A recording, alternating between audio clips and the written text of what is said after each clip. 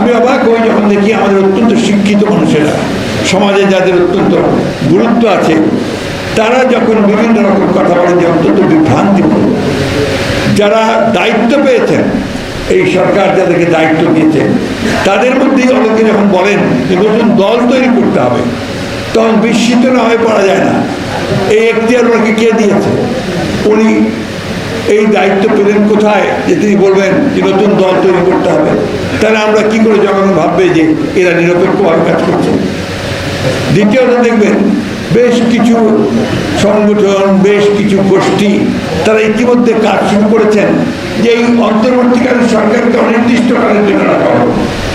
তারা একেবারেই পরিবর্তন করে দেবে, সমস্ত সংস্কার তারাই করে দেবে। তাহলে জনগণের তো দরকার নেই, পার্লামেন্টের দরকার নেই।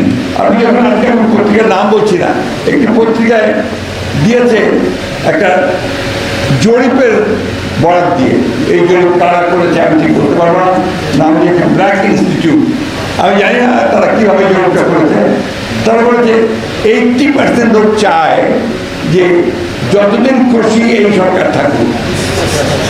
এটা আমি জানি না তারা এই কথাগুলো করতে পেলো কীভাবে পেলো, কিন্তু জনগণ এটা কোনোদিনই মেনে নেবে না। এই ধরনের কথা, এই ধরনের রিপোর্ট করা থেকে আমার মনে হয় যে ভেবেচিন্তেই করা উচিত, এবং এটা যেন বিভ্রান্তির সৃষ্টি না হয় সে বিষয়টাও আমাদের খেয়াল রাখতে হবে। আমি বক্তব্য দীর্ঘ করবো না, আমি শুধু একটা কথা, শেষ কথা বলতে চাই।